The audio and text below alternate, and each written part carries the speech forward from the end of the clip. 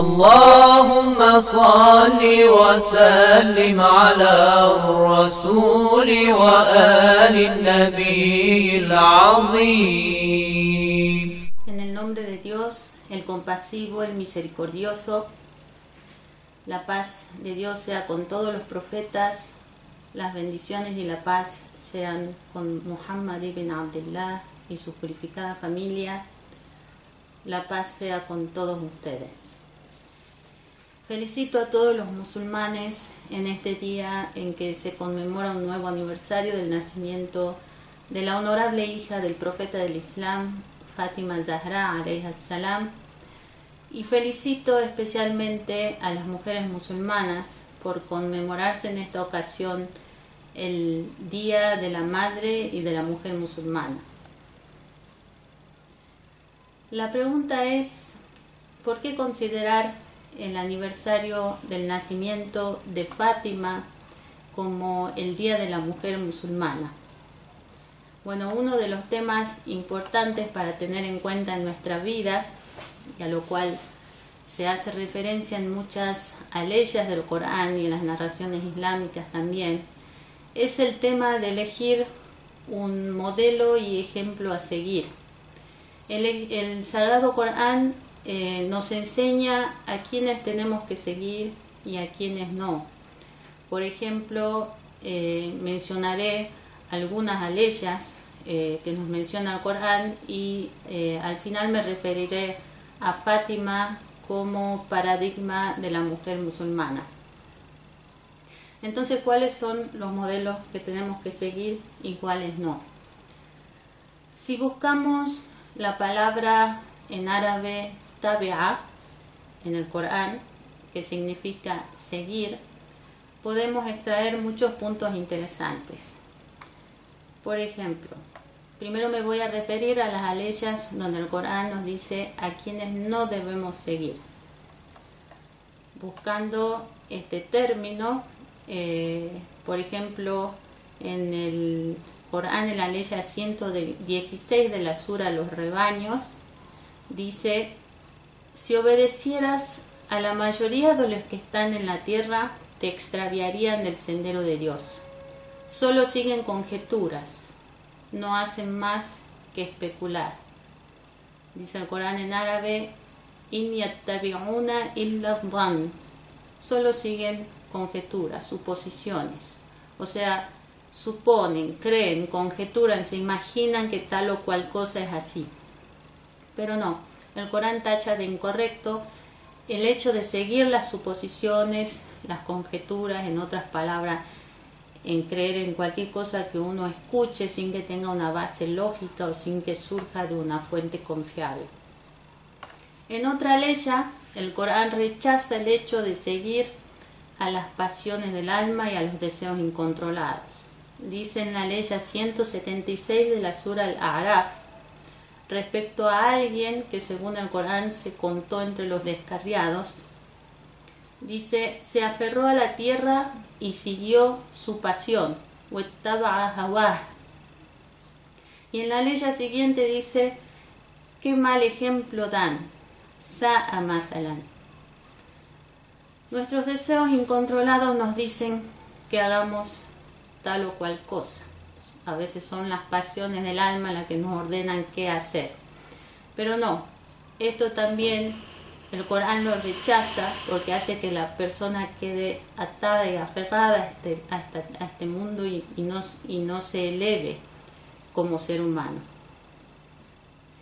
Otro ejemplo que no debemos seguir y que el Corán menciona en la aleya 59 de la sura la sura María, es el hecho de no seguir las concupiscencias, shahawat. Dice el Corán: tras ellos sus descendientes abandonaron la oración, siguieron las concupiscencias y terminarán descarriándose. Otra cosa que el Corán rechaza es obviamente seguir a Shaitán, a Satanás. Dice en la aleya 21 de la sura La Luz: no sigáis los pasos de Satanás. A quien sigue los pasos de Satanás, Este le ordena la obscenidad y lo reprobable. La tattabi'u khutuwati shaitan.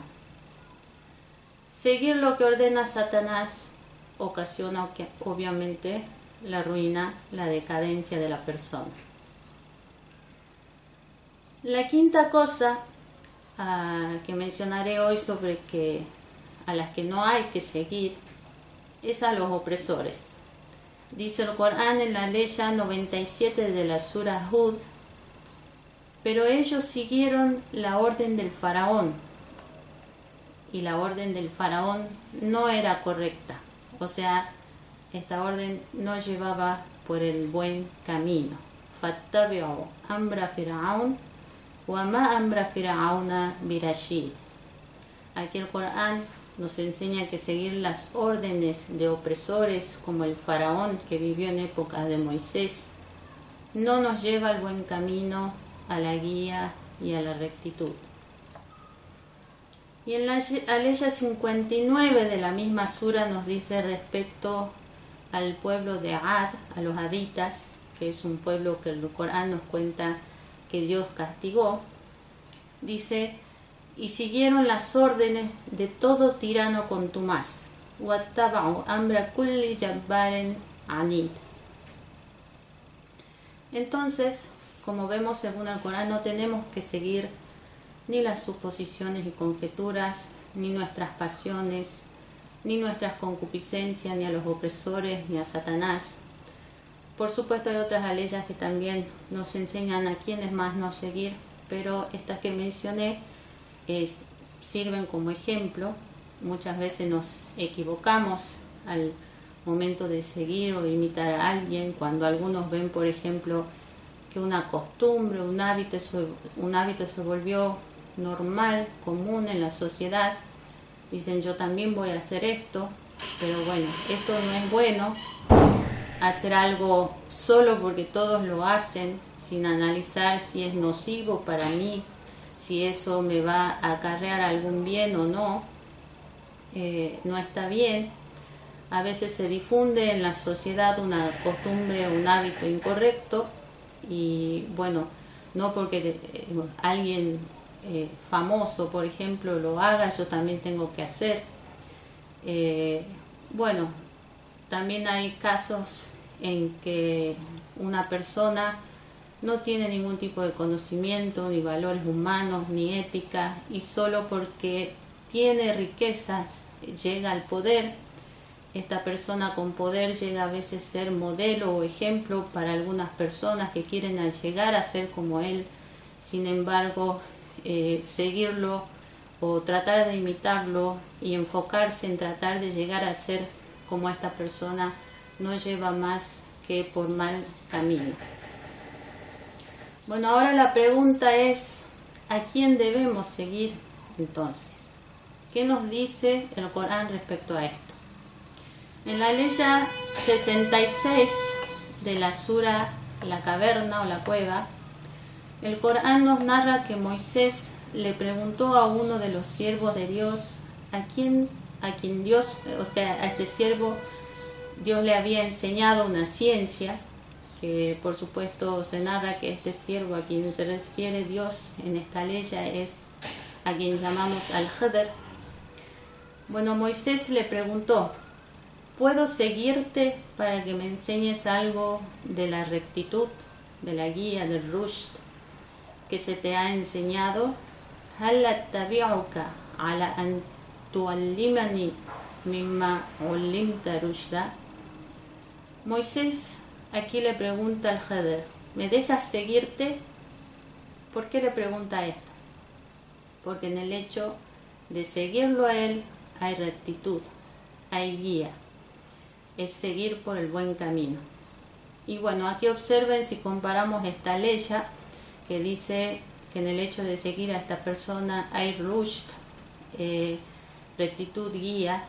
Si la comparamos con la Aleya anterior referida al faraón, que decía que la orden del faraón no era, decía en árabe, wama amra fir'auna birashid, no llevaba por el buen camino, o sea, usa la misma palabra. y su derivado para referirse primero en cuanto al faraón de que no había que seguir eso, pero en cuanto al Khadr que sí, que él sí llevaba por el buen camino, vemos que lo que nos enseña el Corán es que hay que seguir a quienes nos llevan, nos conducen, nos guían por la rectitud y el buen camino. Bueno, ¿y a quién más tenemos que seguir?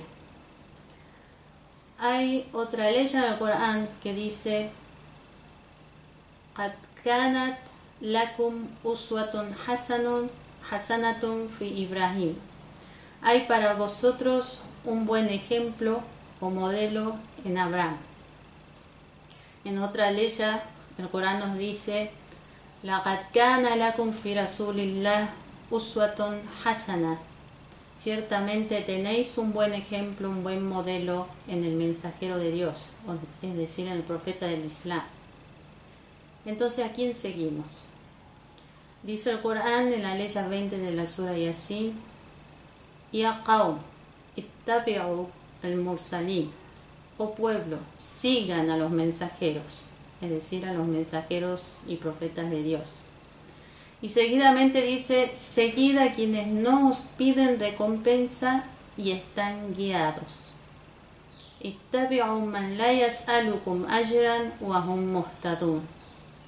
Y en varias partes del Corán, también refiriéndose a todos los profetas enviados por Dios, nos dice que ellos no pedían recompensa, nada a cambio por transmitir el mensaje de Dios a las personas.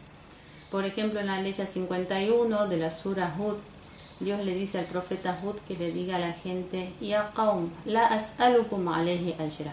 Pueblo, no os pido recompensa a cambio. ¿A quién debemos seguir entonces? A los profetas. ¿Por qué? Primero, porque el Corán nos dice que ellos están guiados. Segundo, porque no nos piden nada a cambio. Generalmente aquellos que nos piden algo a cambio, aquellos que dicen síganme a mí, están esperando algún tipo de posición, algún título, algo material. Y bueno, acá el Corán nos dice que los profetas no van a pedirnos nada a cambio. Pero en cuanto a nuestro profeta Muhammad, Dios le ordena a él que diga a la gente lo mismo que les dijo a los profetas anteriores, solo que aquí hay una excepción, y es que cuando el Corán se dirige al profeta Muhammad, le dice: قُلْ لَا أَسْأَلُكُمْ عَلَيْهِ أَجْرًا إِلَّا الْمَوَدَّةَ فِي الْقُرْبَى. Aquí al profeta del Islam se le ordena decir: no os pido recompensa por ello, por difundir el mensaje, excepto el amor por mi familia. Y por supuesto, el Corán no va a ordenarle al profeta decir que sigan a su familia si es que esta familia no es digna de ser seguida, imitada y tomada como ejemplo. Y aquí es donde tenemos a Fátima, que es la hija del profeta, el familiar más cercano al profeta. Por lo tanto, ella es una de las personas a las que se refiere a esta ley cuando nos dice que amemos a esta familia del profeta y en consecuencia la sigamos, la imitemos. Dijo también el profeta en una narración: mi hija Fátima es la señora de las mujeres del universo. Muchas narraciones del profeta transmitidas en los libros de los musulmanes, tanto sunnis como shias, corroboran, enfatizan esto. Por ejemplo, tenemos otro hadiz que dice el profeta menciona a 4 mujeres como las mejores mujeres del universo. Una de ellas es Asia, la esposa del faraón, que recogió a Moisés de las aguas, lo crió y creyó en él. También otra es María, la hija de Imrán, la hija de Joaquín, o sea, la madre de Jesús. También Jadilla, que era la primera esposa del profeta y la única mientras ella estuvo con vida, y Fátima, la hija de Muhammad. Respecto a la esposa del faraón y a María, Dios nos las pone tanto a hombres como a mujeres como modelos y ejemplos a seguir. En el Corán nos dice en la sura 66, aleyas 11 y 12. Y Dios pone como ejemplo para los creyentes a la mujer del faraón. Y luego dice, y a María, la hija de Imrán, que conservó su castidad. Y dijo el mensajero de Dios respecto a Fátima: su ejemplo en esta comunidad es como el ejemplo de María, la hija de Imrán, entre los hijos de Israel. En conclusión, el Corán nos enseña que no debemos seguir las supersticiones y conjeturas, no debemos seguir nuestras pasiones o impulsos descontrolados, no debemos seguir nuestras concupiscencias o deseos carnales descontrolados, ni a los opresores ni a Satanás, por ejemplo. Pero sí tenemos que tomar como modelos a los profetas y mensajeros enviados por Dios a la humanidad, al noble profeta del Islam y a su familia, a mujeres como la esposa del faraón, como a María, como a Jadilla, como a Fátima, que son quienes están guiados y nos llevan por un buen camino sin pedirnos nada a cambio. Ahora veamos algunos hechos de la vida de Fátima Zahra que nos ilustran hasta cierto punto por qué ella se transformó en este modelo al que hay que tratar de imitar y seguir. Fátima no vivió muchos años, sin embargo sorprende lo intensa que fue su corta vida. El valor de una persona, por supuesto, no se mide por la cantidad de años que haya vivido, sino por los efectos que haya causado en su entorno, en su sociedad. Muchas veces una persona realizó una sola buena obra al servicio de su sociedad y este efecto perduró por 1000 años. Entonces vamos a ver un poco esta manera intensa en que Fátima vivió durante pocos años. Recordemos primero que hasta antes del surgimiento del Islam se puede decir que la historia estaba en manos de los hombres. No se le daba a la mujer mucho espacio en la sociedad para desarrollarse intelectualmente ni en ninguno de sus roles. En esa época el rol de la mujer estaba al margen de la sociedad y hasta ella misma no se consideraba como un ser independiente del hombre. El Islam puso fin a esto. El profeta no se cansó, incluso después de la muerte de Jadilla, de recordar los invaluables servicios que Jadilla había hecho al naciente Islam. Primero por medio de creer en él y apoyarlo cuando él es elegido profeta por parte de Dios. Segundo, por brindarle todos sus bienes. Ella era una mujer rica, le brinda todos sus bienes al servicio del Islam. Y tercero, porque soporta junto a él muchos sacrificios. Se dice que murió muy pobre al punto que no tenía ni siquiera una mortaja para ser sepultada. Bueno, aparte de cómo el profeta recuerda a su esposa Jadilla, lo cual ya era algo extraño para esa sociedad en que incluso, como nos dice el Corán, solían enterrar vivas a las mujeres porque ser mujer era algo vergonzoso, tener una hija mujer. Aparte de esto, el profeta se comportaba de tal manera con Fátima, su hija, que esto sorprendía mucho a sus compañeros. esta forma en que él se comportaba no solo demostraba la posición de la mujer en el Islam, sino también la grandeza y excelsitud de Fátima.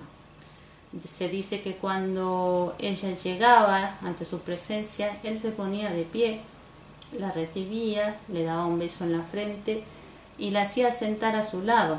Todo esto sorprendía a sus compañeros y llegaron a preguntarle por qué hacía todo eso. Entonces él les dijo que Dios le ordenaba hacer todo esto en relación a su hija Fátima.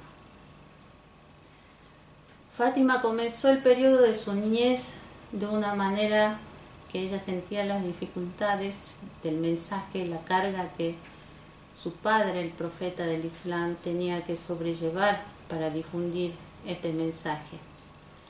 Todo esto no era fácil de sobrellevar para una niña que también se dice que no tenía más de 5 años cuando perdió a su madre. Un día, por ejemplo, que los incrédulos le habían tirado un estómago de cordero sobre la cabeza del profeta, ella con lágrimas en sus ojos le limpió con sus pequeñas manos las suciedades, y no solo ante esto, sino que siempre lo cuidaba, incluso después de casada también nunca dejó de atenderlo y cuidarlo, y es por eso que el profeta solía llamarla Abija, la madre de su padre. Fátima pasó de casa de su padre, que era la institución primigenia del Islam, a casa de su esposo Ali, que también era una institución del Islam. Todo lo que Ali hacía era cultivarse a sí mismo en todos los aspectos y servir al Islam y a la sociedad. Y todo lo que Fátima hacía era cultivarse a sí misma en todos los aspectos y servir al Islam y a la sociedad. En esta humilde casa se soportaba todo tipo de dificultades en pro del Islam. Era una casa donde sus miembros se habían embebido de la paciencia, al punto que incluso cuando se le requiere al profeta que consiga una persona para que ayude a Fátima con las tareas de la casa, él lo que le dice es, lo único que le puede ofrecer es que se arme aún de más paciencia y recuerde aún más a Dios, y le enseña lo que conocemos como el tasbih de Fátima, el hecho de decir 34 veces Allahu Akbar, Dios es el más grande, 33 veces Alhamdulillah, alabado sea Dios, y 33 veces Subhanallah, glorificado sea Dios. Por otra parte, a pesar de la gran posición que gozaba Fátima ante Dios y el profeta, ella fue una excelente esposa para Ali. Se dice que cuando Ali la veía, desaparecían las tristezas y preocupaciones de su rostro. Fátima le dijo cierta vez: Abul Hassan, si es que te encuentras en buena situación, estoy contigo. Y si es que te encuentras en una mala situación, también estoy contigo. Cierta vez se dice que el profeta le preguntó a Ali: ¿cómo encontraste a Fátima como esposa? Y él le dijo: es la mejor ayuda para obedecer a Dios. En cuanto al conocimiento de Fátima, otro aspecto de su vida, Fátima y Ali fueron los primeros alumnos de la escuela del profeta. Cuando descendía la revelación, Ali se encontraba con el profeta y Fátima también lo hacía junto a ellos. Y ambos escuchaban atentamente lo que el profeta les enseñaba y explicaba sobre la revelación. O sea, que todo lo que Dios enseñaba al profeta para que comunicara a la gente, también Ali y Fátima lo aprendían. Incluso cuando ella se encontraba en su casa realizando las tareas de su casa, pedía a sus hijos que fueran a la mezquita y escucharan todo lo que el profeta enseñaba a la gente y luego volvieran y se lo repitieran a ella. Tanto las mujeres como los hombres de Medina siempre recurrían a ella para hacerles preguntas sobre la legislación islámica, y ella nunca se cansaba de responderles y de guiarlos por el buen camino. Si Ali estuvo noche y día con el profeta, Fátima también lo estuvo junto a ambos. Es por eso también que desde el punto de vista intelectual, académico y espiritual, Fátima estaba a un mismo nivel que el imam Ali, la paz sea con ambos. Es por eso también que el profeta diría: si no hubiera existido Ali, no hubiera existido una pareja ideal o adecuada para Fátima. Y es por esta afinidad que pudieron establecer entre ellos, que pudieron formar ese hogar que se convirtió en la cuna del Islam, y es de padres como ellos que surgieron hijos como el imam al-Hassan, el imam al-Hussein y Zainab, que iluminaron el mundo al igual que las estrellas iluminan el firmamento. Sus hijos veían cómo sus padres soportaban y tenían paciencia,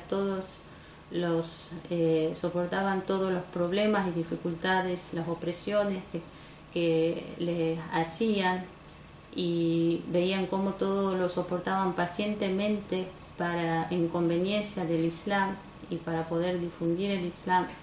Y ellos también aprendieron y soportaron muchos sacrificios en pro de defender el Islam y transmitirlo puramente a la gente. También vemos que a lo largo de los años el resto de los imames de la descendencia de Ali y de Fátima, la paz sea con todos ellos, utilizaron este mismo método para conducir a la gente por el buen camino. Otra de las cualidades que tenía Fátima, la paz sea con ella, era que era muy veraz, era llamada As-Siddiqatul Kubra, la gran veraz, al punto que Aisha, una de las esposas del profeta, diría que nunca había visto a alguien tan veraz como Fátima, excepto el profeta del Islam. Fátima en esto también se asemeja a María, ya que el Corán nos narra en la sura Al-Maida que Dios le otorgó a María, la madre de Jesús, el apelativo de veraz, as-siddiqa. En cuanto a la adoración y temor de Dios que tenía Fátima, se han narrado muchas tradiciones. Una es la que transmitió Hassan al-Basri, que dice: en esta comunidad nadie adoraba más a Dios que Fátima. Solía levantarse tanto en adoración que sus pies se inflamaban. También tenemos el famoso dicho del imam al-Hassan, que dice: vi a mi madre Fátima, que en la noche del viernes se puso de pie en su nicho de adoración y continuamente se encontraba en estado de inclinación y prosternación hasta que amaneció. Y escuché que continuamente suplicaba por los hombres y mujeres creyentes, nombrándolos y suplicando mucho para ellos, pero no suplicaba nada para sí misma. Le dije: Madre, ¿por qué no suplicas por ti de la misma manera que lo haces por los demás? Entonces ella le dijo: hijito, primero el vecino, luego la propia casa. Además, Fátima prestaba una especial atención a los pobres y no dejaba ningún necesitado ni indigente que pasara por la puerta de su casa con las manos vacías. Se narró que el profeta le había obsequiado un vestido nuevo para que lo vistiera en la noche de su boda, y cuando Fátima ya estaba en la casa de su esposo, una mujer indigente pasó pidiéndole ropa, y ella recordó la ley del Corán que dice: no alcanzaréis el bien sino hasta que deis en caridad de lo que queréis. Entonces le regaló el vestido nuevo a esta mujer que estaba pidiendo.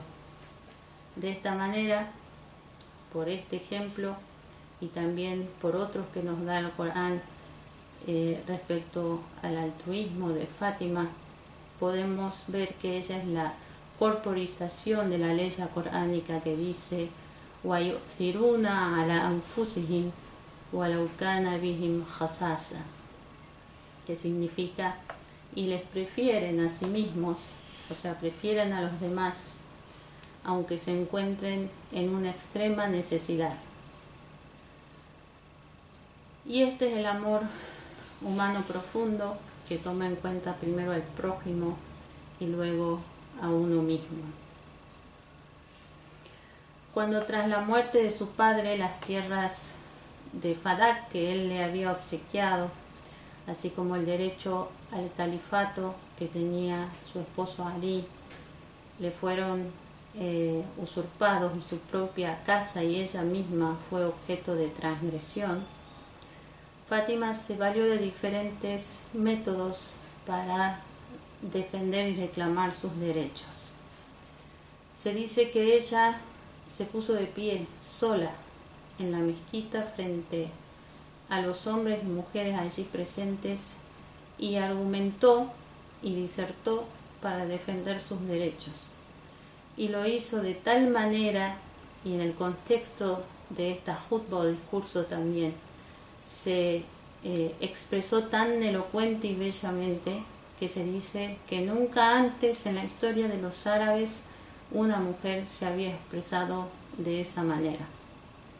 También otra forma en que ella se expresó su disconformidad fue por medio de expresar manifiestamente su pena y su tristeza tras la muerte del profeta Muhammad y sus derechos usurpados. Realmente Fátima era una mujer de política. Incluso tras su muerte, ella siguió su lucha al haber testado, haber dejado recomendado a su esposo Ali la manera de cómo y cuándo tenía que ella ser sepultada. O sea, que debía ser de noche, cuando nadie más pudiera estar presente, y también recomendó que ninguno de los que había estado, ninguno de los que le había faltado a sus derechos estuviera presente durante su entierro. Entonces, a través de esto, Fátima les dio una lección de lucha a las mujeres musulmanas y les legalizó el hecho de participar en los asuntos políticos. Bueno, se puede hablar mucho más sobre sus diferentes roles de mujer, pero para no extenderme, solo volveré a la primera pregunta que planteé. ¿Por qué elegir el día del aniversario del nacimiento de Fátima como Día de la Mujer Musulmana? Bueno, porque desde el punto de vista de procurar el conocimiento, desde el punto de vista intelectual y espiritual, ella era un ejemplo perfecto y completo, porque en cuanto a su vida como hija, como esposa, como madre, como modelo de virtudes y sobre todo por el movimiento cultural y social, por el nuevo rol que suscitó en las mujeres de su época, al punto que ellas alcanzan a partir de Fátima un protagonismo impensado hasta entonces si se compara el papel que habían tenido las mujeres en épocas anteriores e incluso si lo comparamos con el papel de las mujeres en Occidente hasta no hace muchos años que recién logran sus derechos y un rol preponderante en la sociedad, por supuesto hasta cierto punto. Si comparamos todo esto, entonces vemos que ella es un modelo perfecto a seguir y obviamente merecedora a que el día del aniversario de su nacimiento se conmemore el día no solo de la mujer musulmana, sino de la mujer en sí. Vemos que en todos los aspectos de su vida, Fátima fue un ejemplo perfecto y completo, y sobre todo esto lo logró preservando su pudor, su modestia, su recato y su femineidad. Inshallah, que Dios nos dé el éxito de poder seguir el ejemplo de Fátima Zahra. Assalamu alayki ya binta Rasulillah, assalamu alayki ya binta Nabiillah, assalamu alayki ya sayyidati nisa'il alamin min al-awwalina wal-akhirin, walhamdulillah rabbil alamin. Fátima TV es un grupo multinacional dedicado a la producción de contenidos basados en enseñanzas religiosas, así como también en temas culturales, morales, sociales, históricos, estilo de vida, familia, educación de los hijos, psicología y filosofía. Estos contenidos se publican en formato de videos, audios, fotografías, revistas y libros electrónicos. Para unirte a WhatsApp y recibir los temas y las publicaciones en forma gratuita, agrega a tus contactos nuestro número 54938-1539-0737 y envíanos un mensaje con tu nombre por esa misma vía.